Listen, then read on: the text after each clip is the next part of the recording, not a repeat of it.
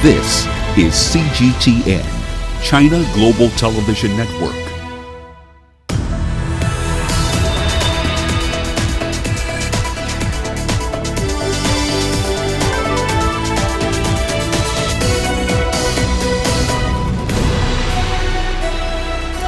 Hello there, welcome to this edition of Global Business Africa. In the next hour, we'll run through all the business news stories you need to know about from right across the continent. Let's start with a run through the markets here for you. So the top 40 and the all-share indices over the JSE around 0.7% lower earlier on in the session. That's around 1420 GMT. At those levels, all share was up by over 10% so far in 2019. But remember, the question at this point is, will the market hold on to those gains after tomorrow's polls? Also in Egypt, you're looking at a bit of a tax cut coming your way. There was a stamp duty and the plan was to progressively increase it from 125 to 15 and 175 Egyptian pounds per thousand this year. But a draft floor from the ministry is essentially capping it at 1.5 Egyptian pounds per 1,000. Expect that to come into effect on the 1st of June. Here's what's coming up tonight.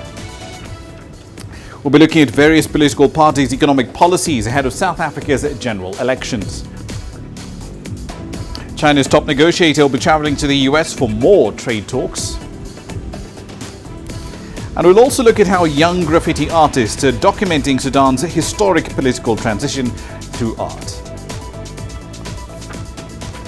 All that and more is in the pipeline for you tonight. But let's start in Ethiopia at this hour. Over the last 5 years, the volume of foreign direct investment into that economy has risen by a factor of 4.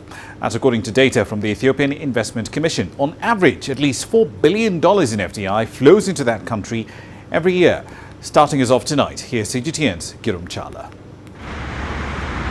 By most accounts, Ethiopia for years is one of the few best investment destinations in Africa, and the country has registered a remarkable growth of foreign direct investment over the last 5 years. The Ethiopian Investment Commission head Abeba Abebayo says FDI flow to Ethiopia has quadrupled over the last half a decade. FDI flow to Ethiopia has been growing steadily. Over the last 5 years, we have actually seen it quadrupled. If you take the data 5 years ago, Ethiopia was only able to generate foreign direct investment of worth $1 billion. Just last year, we were nearly able to attract investment worth $4 billion. So this shows that Ethiopia has actually positioned itself as a strategic location of choice for foreign direct investment. It is sectors like manufacturing, service and construction which take the lion's share of the current over more than $4 billion worth of foreign direct investment to the country. And it is the China-based companies which are front runners when it comes to putting their money in the Ethiopian economy. And just recently, the delegation led by Prime Minister Abiy Ahmed has managed to sign huge direct investment deals with giant Chinese companies like State Grid Corporation of China, the largest utility company in the world. Out of 5 investment deals signed in Beijing on the sidelines of the Belt and Road Forum, Ethiopia has garnered a little more than $4 billion. One of the largest FDI sources has been China. So we've actually attracted a significant amount of foreign direct investment over the last 7-8 years from China. And this foreign direct investment is actually growing by the year. And interestingly enough, much of the foreign direct investment goes to what we consider to be our priority sector, which is manufacturing industry. Aimed at attracting more wealth to the country, Ethiopia is creating investor-friendly environment. It is amending the law for more FDI participation, and it is taking measures to create ease of doing business atmosphere. There is also a significant economic reform that the country is undergoing, which includes partial privatization and the liberalization of sectors that were otherwise closed for foreign investors. This is likely to also enhance the participation of foreign direct investors in Ethiopia.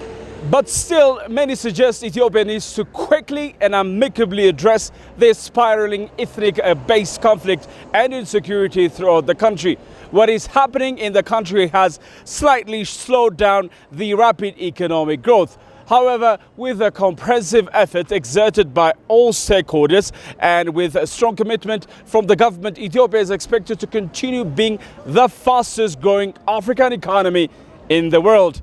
Group Jara CGTN, Addis Ababa, Ethiopia. Now, South African voters are gearing up for Wednesday's general elections. Investors, however, seem to be reserving their judgment on South African assets, especially equities, before the vote.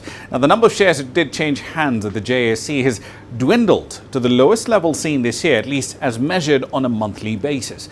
Now, the quiet trading does suggest a fair bit of caution has taken hold before the polls measure support for the ANC's and President Cyril Ramaphosa's efforts to improve economic management and also to fight corruption in Africa's most industrialized economy.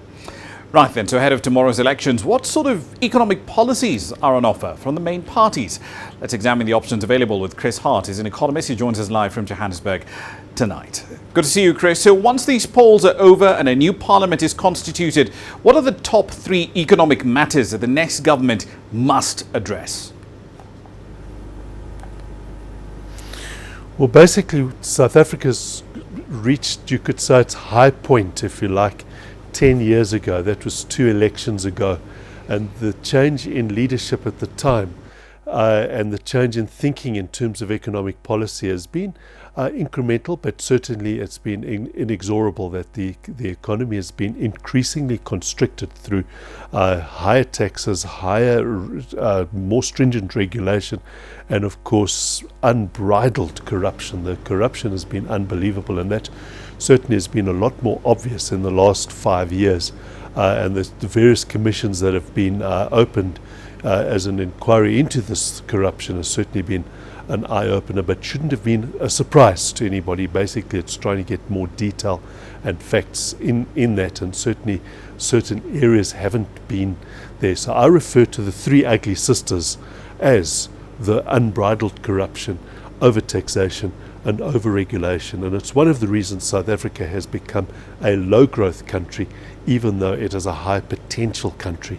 And the ruling party has not changed its thinking. Its fundamental thinking has not changed. It's still going to be implementing things like national health, which is a wrecking ball policy. It's still going to be implementing expropriation without compensation. It's a wrecking ball policy, no matter how much they try and couch it. They're still going to actually be raising regulations, and the tax burden is still going to be rising.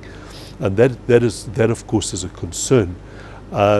But of the 3 major parties, you've got the EFF, which basically has got an even more extreme version of expropriation without compensation. They're looking for the nationalization of all land. But they ironically also have a 4th industrial revolution policy to actually try and boost that. But again, one needs investment for that, and expropriation without compensation is going to see the flight of investment rather than an attraction of investment, and certainly skills in the IT sector, something that is very mobile, and you'll see that flight. Of the official opposition, the Democratic Alliance has been moving increasingly into the ANC space. They, I think, buy into the mantra that the ANC's, which the ANC proposes, the ANC certainly says, and that's the ruling party says, we have good policies just implemented badly. And the DA seems to be filling those shoes and saying, we agree there's good policies, but we will just implement them better. And I think that's sort of like almost a lack of differentiation. The main opposition is more a centre-left party. In European terms, it would be Social Democrat. And there is no centre-right or viable centre-right parties that is exposing more strongly a free market system, and the DA probably comes closer to that. Yeah. But there's still ultimately you want a strong private sector so that you can tax and spend. Let me just bring you back to the land question for a moment here, Chris, because that really also is a big element of the issues leading up to this election. As far as land reform is concerned, are there any material differences between the ANC, the DA, and the EFF?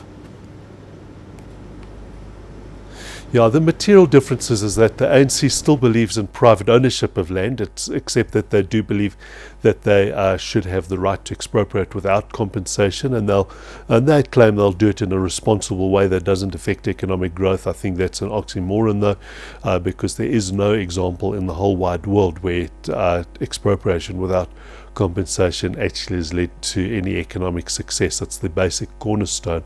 The DA is vehemently opposed to expropriation without compensation. They do believe more strongly in property rights, and the EFF actually is looking for complete alienation of property from the citizens and holding it in the state, and that they actually believe as a route to try and iron out in so-called injustices of the past, but of course, it doesn't help to actually wreck the whole economy as such. Beyond the land question, both are looking to expand the expenditure. The ANC has already hit the wall in terms of the budget, is that the tax base is already exhausted. We can see this with the rising taxes over the last few years has not resulted in the revenue. The tax take rising. The EFF wants to double all grants and that kind of thing, which is already on an unsustainable level. Which is going to be problematic, and I think in many instances you may well see an ANC-EFF coalition in provinces like Gauteng and even possibly KwaZulu-Natal. Right, let's go to the jobs question, because looking at the DA's proposals to that problem, they're proposing a multi-pronged approach ranging from a new Jobs Act that they say would make it easier for foreign capital to move in and to move out, as well as reining in unions to make the operations a lot more transparent, but also making it mandatory for members of unions to vote on whether or not to actually go on strike. What's your assessment of the policy proposals there? Well, I think a secret strike ballot is an essential reform, because it actually is essential it strengthens the unions and employees. It strengthens the unions in the sense that if staff vote to strike, management should be held accountable. No decent company should have a situation where the actual staff want to actually vote. But of course, a secret strike ballot takes away the intimidation aspect of the build-up to a strike, which means that the unions have to start looking for far greater substantive reasons to actually go on strike. Without a strike ballot, unions these days in South Africa looks pretty much like a mafia protection racket. It's very difficult to distinguish the difference at the moment, and that's what's needed. I think clearly one needs to appreciate, to bring new economic activity into existence, you have to have investment, and the DA at least partially gets that. But the counterbalance to it, they're looking for foreign investment. I don't hear too many measures that are there to actually strengthen domestic capital formation, because it's actually savings that form capital. There is no other source for investment, and to actually get the unemployment down. 27% is the official rate, ILO type of definition, but the expanded definition sits at 37%. It's absolutely an astonishing number, and it's a self-inflicted. This is an example of a regulatory failure. As I spoke about the three ugly sisters earlier on, it's right. Self-inflicted, because South Africa should not have that kind of unemployment rate. It really is an indictment on the policies that have been there for a long time. Let's go back to the ANC then, because Cyril Ramaphosa argues that he needs a strong mandate, which at this point in time we're interpreting as at least 60% of the votes cast, to give him the ability to ram through the economic reforms that the country needs. But is the ANC as a party, are they really singing off the exact same hymn sheet, or are they splintered in completely different directions? Firstly, there's a huge internal battle, and that internal battle is actually who controls the patronage, because patronage or corruption has almost become a core value system within that particular party, which is of course a shame, because it's a party that's got more than 100 years of history. It's a venerable party, and should be so, and it should actually carry the pride of the actual continent, not just South Africa, but it's been squandered through this rampant looting and the shift of corruption as almost a core value. It's going to be very, very difficult for Ramaphosa to actually reform the ANC while they still have hands on the lever of power. So it's almost like the ANC needs to have a position where they lose control of another province, or even two provinces, and that their mandate is not that strong, so that they are aware that the voters actually are looking for them to what they call self-correct or internally reform. It needs to happen. A strong mandate, I think, is the wrong message. It's almost saying we will vote for our own misery, high inflation, high administered prices, and high unemployment, again with poor service delivery, because we relying on some romantic notion of a struggle credentials, which is now 25 years old and falling over in terms of its relevance, right? To the voters as they stand now, with these problems that we're facing in the economy. Okay, so they need to spend time essentially in the political wilderness, as it were. But one last question for you, Chris. The ANC seems to be tacking more and more to the left, because a lot of the ideas that they're putting forward to the voters today seem to be right out of the EFF's playbook, like its views on land appropriation without compensation. So why is the ANC tacking to the hard left position instead of staking out its position in the centre? I mean, surely they've got better ideas. Well, this is the problem. It's almost like, so far the shift to the left so far hasn't worked. We've seen a huge deterioration, so we actually need to shift harder to the left, because it's definitely what happens is that the internal political dynamics is people believe there's a huge amount of hubris, in the sense that people believe in their own bulldust. The thinking is not refreshed. And so it's not to say the last 10 years has not worked, let's change direction. It's like the last 10 years has not worked, we need to actually double down. And that is the danger that we actually face in the next few years, is that the EFF has effectively been leading policy. The ANC is desperately afraid of the EFF gaining, more influence and more power, as it were, and I think they're trying to actually occupy that space, but of course they are abandoning the moderate centre. Indeed. Chris Hart in Johannesburg, thank you for your time.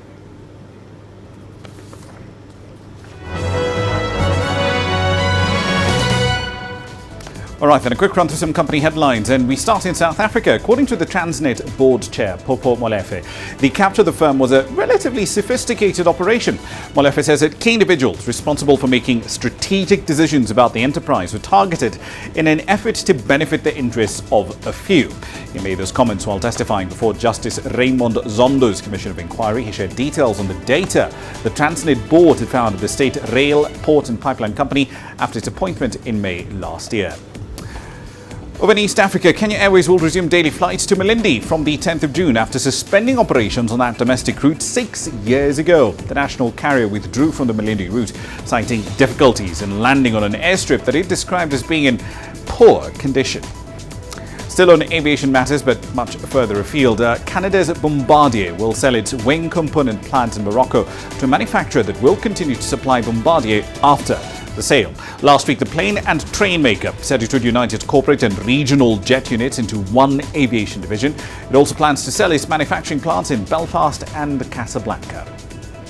And finally, AB InBev, which took over ACP Miller in 2016 and is now the world's biggest brewer, says it plans to list its Asia-Pacific business in Hong Kong. That region accounts for about 18% of total sales volumes, although volumes in the region did decline in the first quarter of 2019. Selling a minority stake would also accelerate AB InBev's strategy to cut its leverage. That's a run through your company headlines. You're watching Global Business Africa. It's time for a short break. Here's what's coming up next.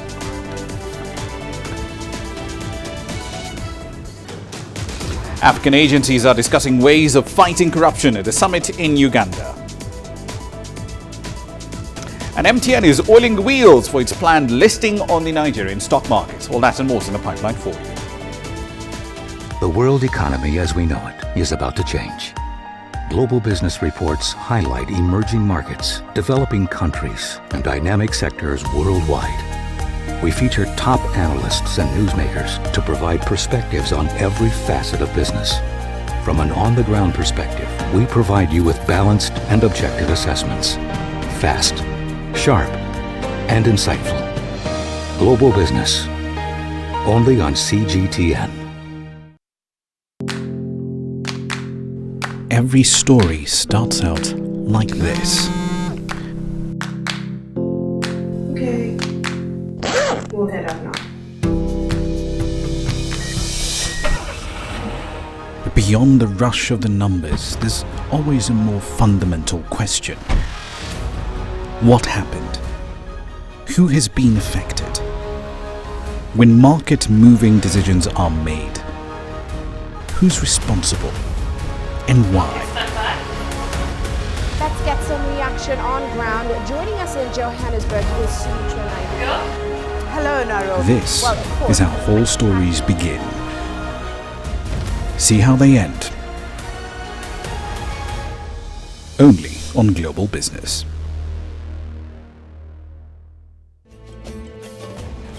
There's more to this place than just glorious landscapes. There's more to it than just, say, Table Mountain or glorious, endless salt flats. There's more to it than countries that are home to some of the deepest mines in the world.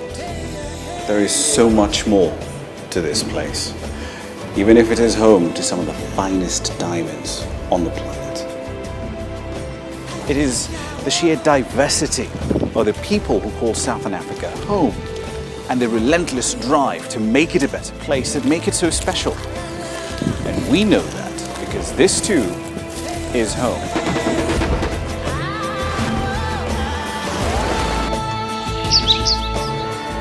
No one knows Southern Africa like we do. CGTN. See the difference.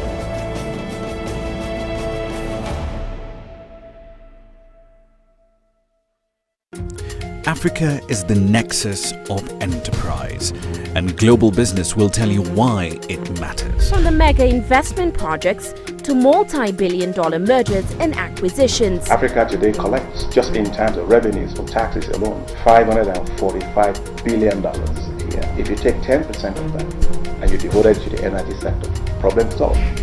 All this on Global Business, weekdays at this time on CGTN.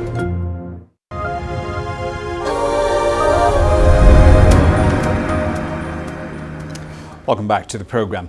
MTN Nigeria has formally filed an application to list on the country's bourse. Now, the firm has applied to list by introduction. This isn't your vanilla IPO. So essentially what that means is it won't be raising any new capital with this listing or issuing any new shares for that matter. But existing shareholders, should they choose to, can sell their shares on the open market once the firm has finally listed. Now, this listing has been a long time coming, so let's get you the latest now from Deji Banmus, who joins us now live from Lagos with a lot more. Right, so Deji, MTN is applying to list by introduction. This isn't an IPO, it's not raising any new capital, they're not issuing any new shares. Why have they gone down this route?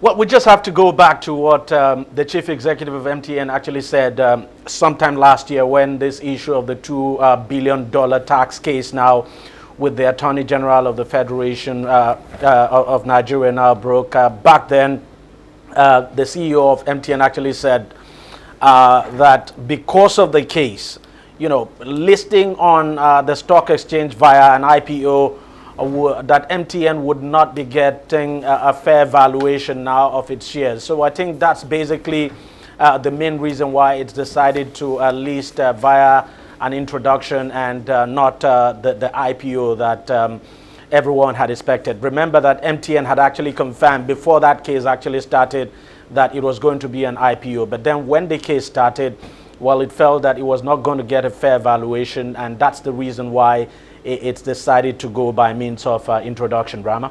Indeed. MTN, of course, also has a few problems in Nigeria, including a $2 billion tax claim from the federal authorities. What's the latest on that?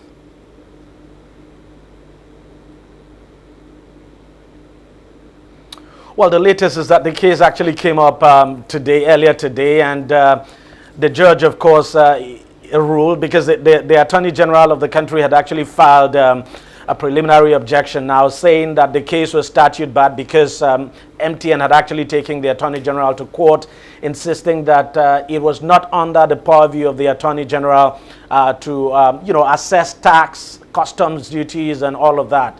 And of course, the Attorney General filed a preliminary objection saying that MTN actually filed that case 3 months after they got the request. But eventually the judge ruled in favor of MTN that MTN was still, that the case was not statute barred, that MTN actually filed the case, before the expiration of the 3 months. So the case proper would begin on the 26th of June.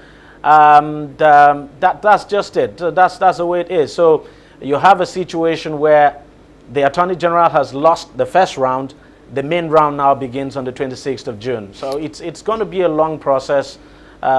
We just have to keep at it and watch the way it unfolds in court, Ramah. Indeed, and I'm glad you brought up that point, because looking back at the issues that MTN has had to deal with, 2016, the whole SIM registration issue, admittedly that was essentially its own fault. But then thereafter, there was a case in 2018 being accused of moving $8.1 billion out of the country illegally. They paid $53 million to settle that. Now there's this $2 billion tax claim looming over it that may run on in the courts for years. Given all these issues, do investors in Nigeria see MTN as a company worth investing in?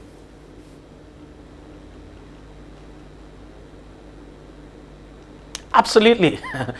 Everyone. As a matter of fact, investors are what we've been, and we've seen that actually. Investors are happy that MTN is going to be listed on the stock exchange.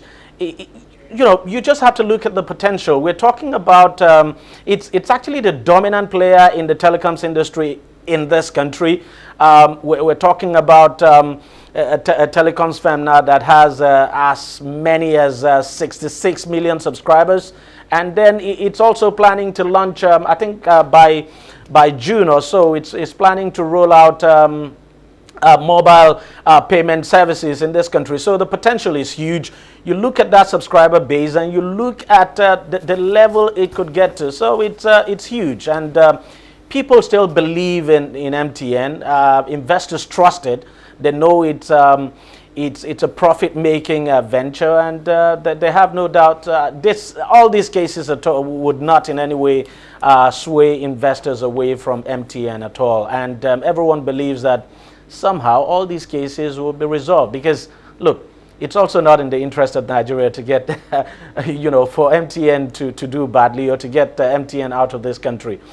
Besides, now that it's going to be listed in the stock market, more Nigerians are now going to have some stakes now in MTN. So I think it's the potential is huge, and that's why investors will continue to get attracted. Right, but looking at the broader market though, 2019 hasn't been a particularly good year for the Nigerian equities, down at least 7.19% so far in the year. And we've seen a very steep, consistent decline from the middle of February to date. What is it that's ailing the Nigerian equities market? The elections are behind us. We know Buhari is in office for another 4 years. Policy is going to be more or less exactly the same. So what's the problem?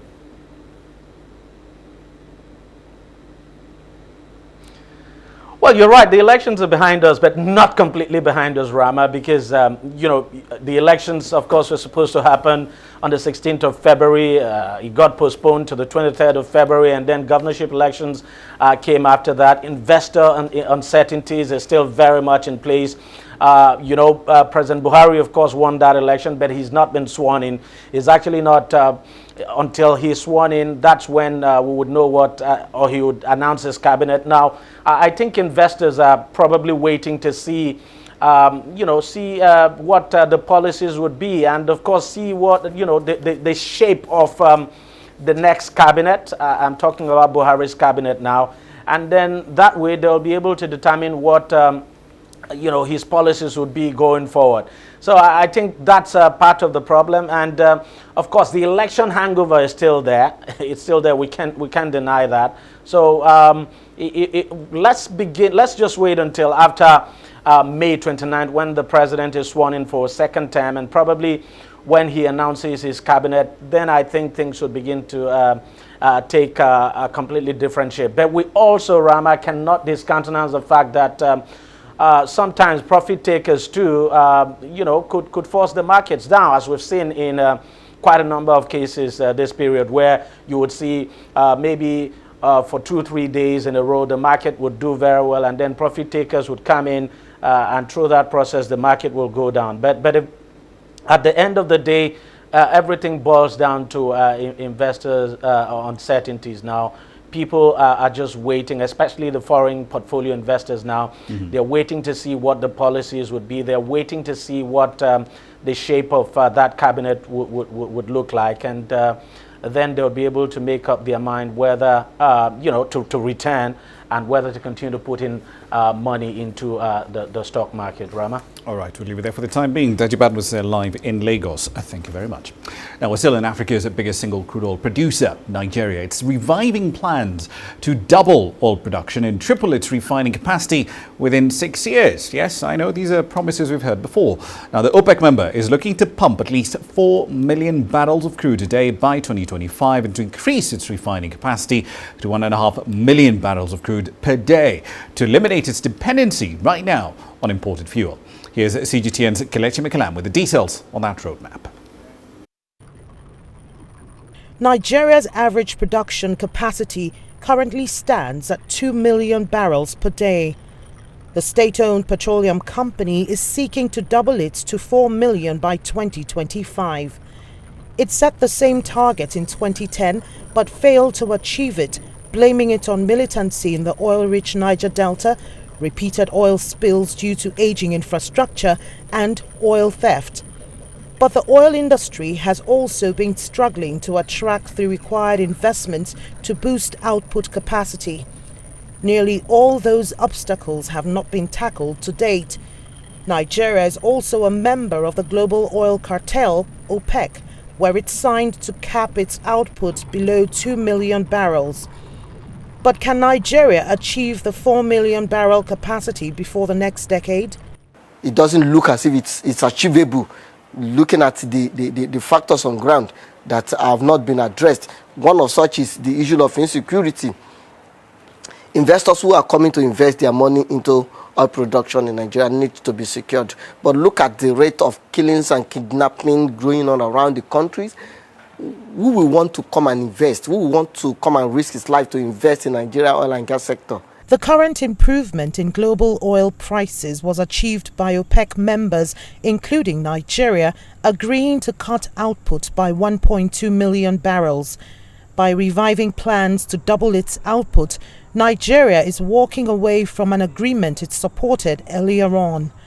OPEC has not commented on the new plans, but Nigeria's insistence on increased production could greatly dent compliance to the cartel's production cut agreement. And Nigeria is one of those countries that is not working by that requirement. Last quarter, Nigeria was supposed to produce 1.6 million barrels per day, but they did 1.7, and as of this quarter they are doing 1.9, which is against what OPEC asks of them. The pronouncements by Nigeria signals its growing discomfort with output limits signed at OPEC to stabilize global oil prices, which had hit decades low. Nigeria's government desperately needs to boost its income in order to diversify its oil-dependent economy. The feeling is the current output simply can't yield enough revenue to rapidly transform the economy at the pace the government wants. What is unclear is how OPEC members will respond to its plan. Kelechi Emekalam, CGTN Abuja, Nigeria. The strike by fuel transport workers has paralysed operations in Tunisia, even though a salary increase for 2018-2019 was inked between the government and the workers' representatives. The country's premier has announced that the National Army will now be in charge of fuel delivery until the end of this crisis. CGTN's Adin Chouachi has the details. Prime Minister Youssef al-Shahad requisitioned the National Army to ensure fuel distribution in filling stations as a strike by fuel transport workers continued despite an agreement reached last week with the Ministry of Industry. The transport sector represents 7% of the GDP. We are aware of the challenges and difficulties, but any problem must be resolved around the negotiating table. Dialogue is the only way out of the crisis. Authorities indicated that oil companies will continue to supply petrol stations with the National Army trucks to face the unannounced strike, which caused chaos across Tunisia. It is unacceptable to go on strike and paralyze the economy for social demands. Millions of Tunisians are paying a heavy price for the irresponsibility of syndicates. The Ministry of Transport announced that over 1 million people have used public transportation in the capital city Tunis. Many drivers have abandoned their cars. My car ran out of fuel. I had no choice but to take the bus and the metro to go home. Now I can't work. I hope the fuel crisis will not last any longer. It's a chaotic situation. The National Army's scheduled trips during the weekend have risen to 450. 350 trips are usually operated daily to supply the country with fuels. The Tunisian government has held a national dialogue on transport.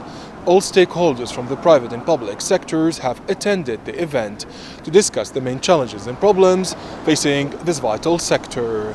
All participants have denounced the recent strike of fuel transport workers, which paralyzed the country. Adnan Shawishi, CGTN, Tunis.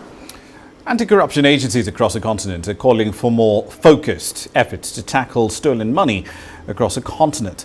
Over 40 organizations are meeting at a special conference in Uganda to discuss different ways of doing this. CGTN's Isabel Nakiria was there. Member states of the African Commonwealth are talking tough against corruption. Their agencies warn that many African governments are losing millions of dollars, which could have been used to improve lives. Eliminating corruption brings multiple benefits. Poverty is reduced, economic stability and growth are increased, and standards of living raised. So we all need to take action to improve transparency and accountability, and to build confidence that our institutions and systems are corruption-free. The 5-day meeting is aimed at sharing experiences of the fight against corruption. One priority is strengthening procedures to stop government officials from siphoning millions of dollars into foreign bank accounts. It needs a complete mind change, because the laws are there, the institutions are there. So much money is thrown in to support this institution, but corruption still exists.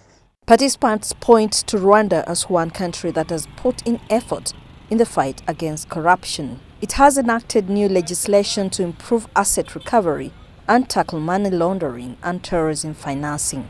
They say other African countries can learn from Rwanda's best practices.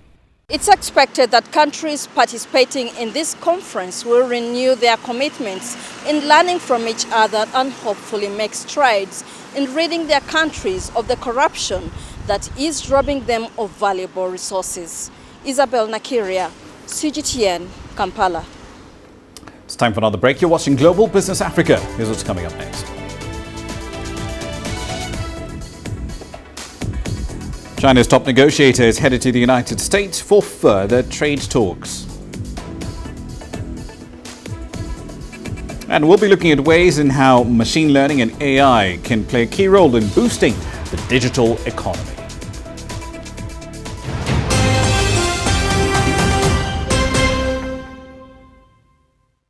Business in Africa is at the crossroads. We celebrate those who are adopting and thriving despite the challenges, from grassroots to big businesses. Global Business takes you along for the ride as we track the making of a giant. Only on CGTN.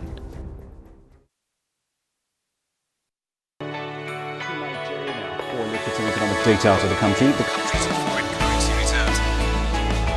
With a dedicated and diverse team of anchors, CGTN now brings Africa to the palm of your hand. I'm Penina Karibe in the heart of Nairobi, which is bustling. From everyday heroes to the continent's most powerful figures, we bring their voices to you. We haven't changed. And this is something most of us are very excited about. We bring you news that's changing perspectives. I'm reporting from Nairobi City Center. News that brings Africa to the world.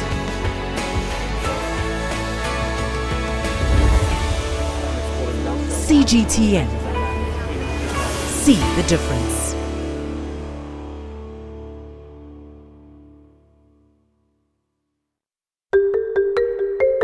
How will your world change today? What happens here? What happens there? Or what you make happen for yourself? If it matters to you, it matters to us too. Your stories are these stories that need to be told. Africa Live. Find your voice.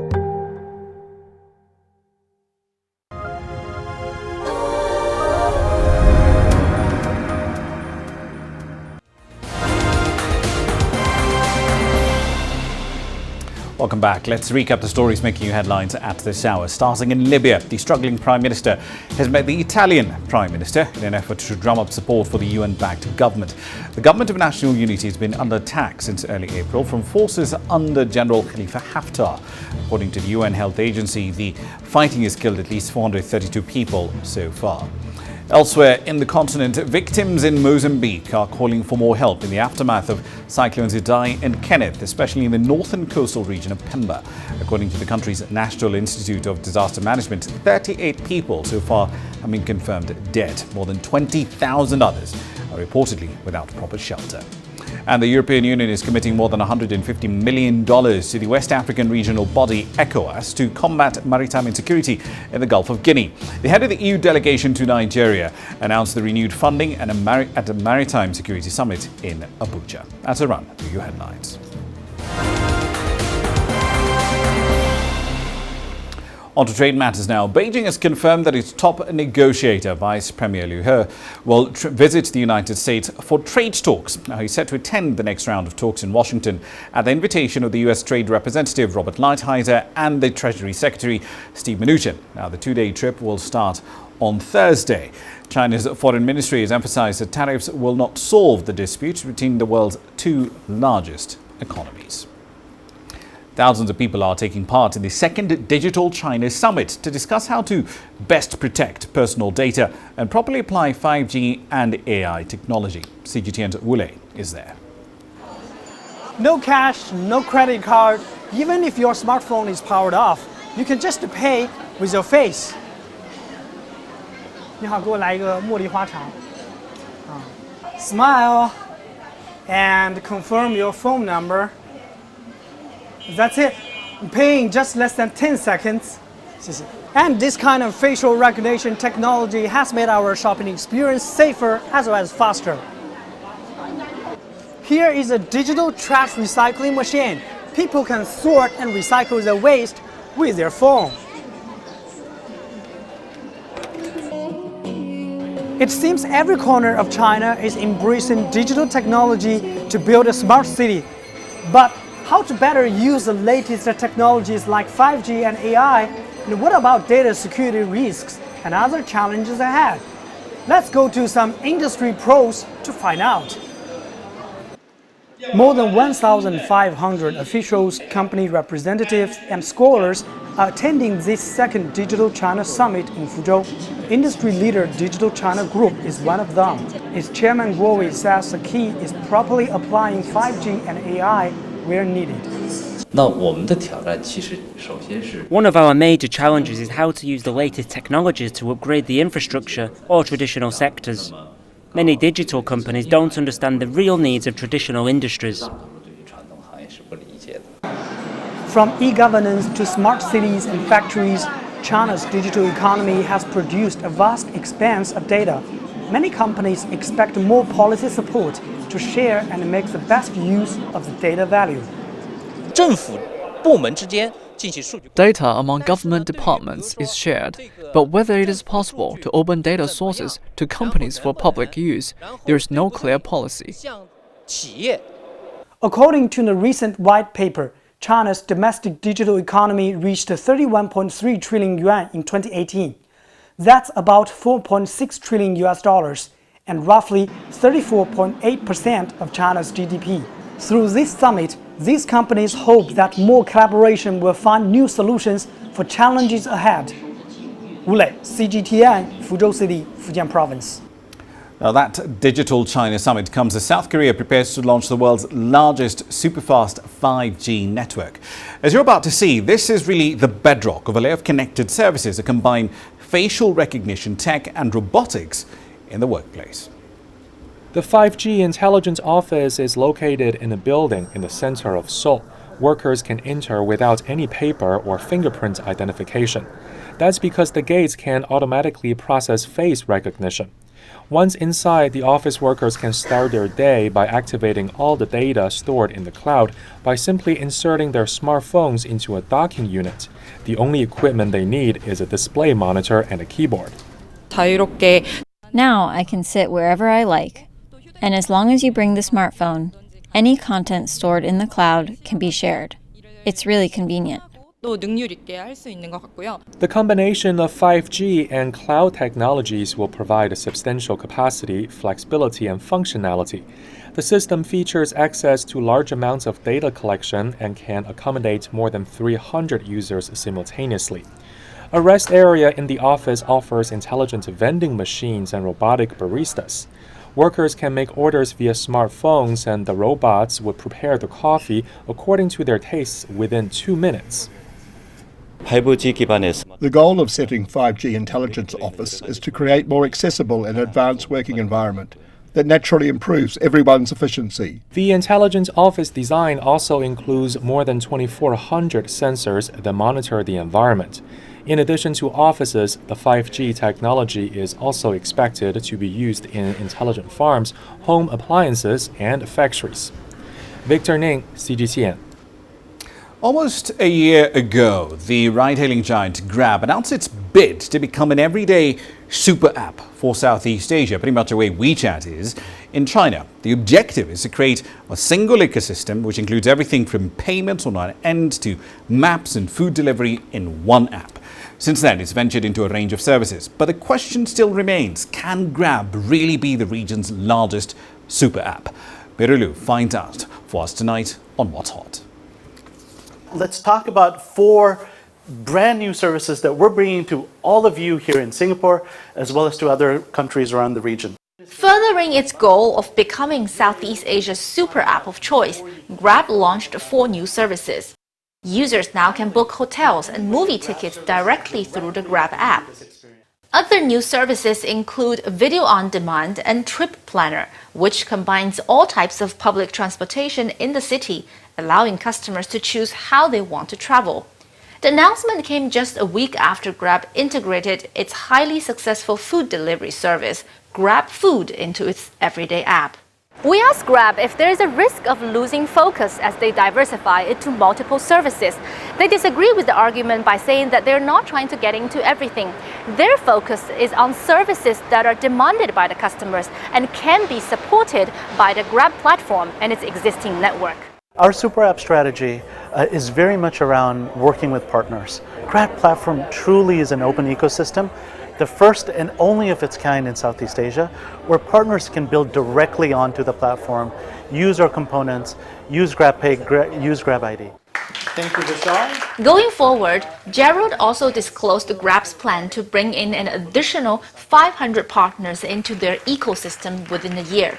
A set of these customers will bring their services onto the Grab app, but a certain number of them will be integrating Grab into their own products. Integrating Grab into your services means you're able to pay with GrabPay, you're able to log in with GrabID, you're able to book a ride directly from your product experience, or you're able to schedule package deliveries. All of it powered by the Grab platform.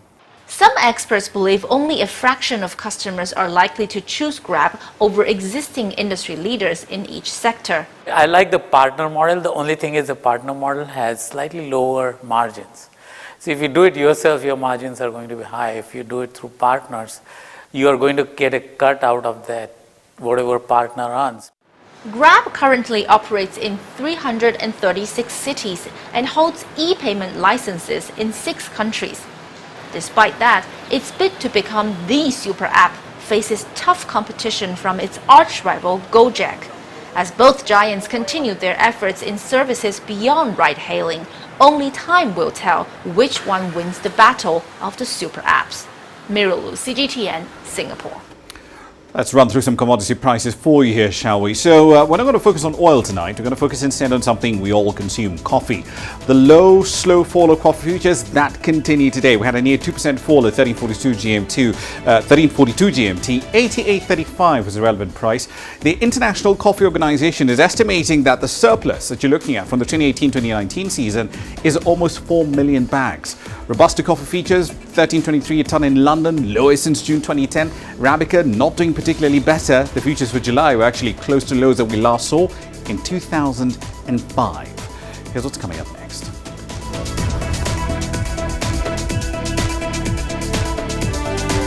Young graffiti artists are documenting Sudan's historic transition. Their story is coming up next. Images may appear to be identical, but looks can be deceiving.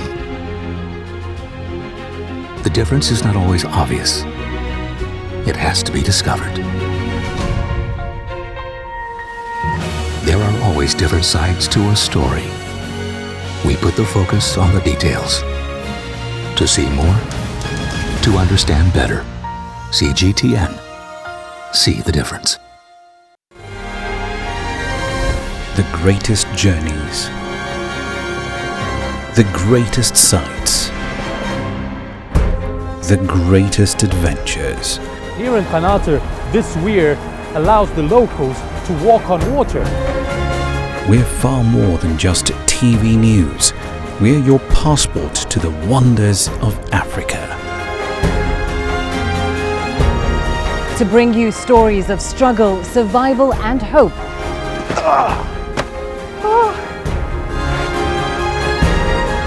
So let's explore.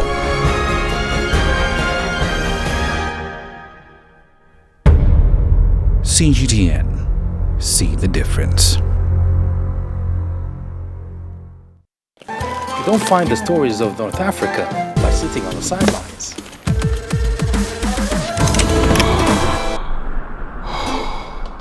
No one else will take you where we can in North Africa. And no one else will show you what it's all about.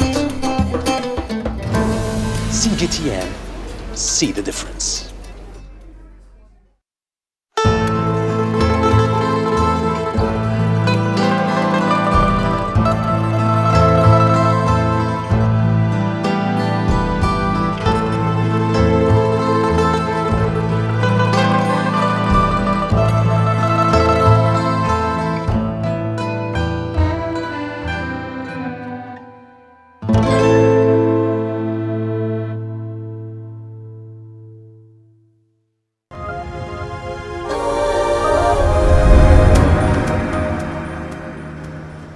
Welcome back. Sudan's political transition is now being immortalized in art.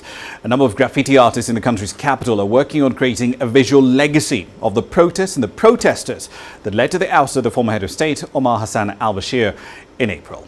Take a look on Grassroots tonight.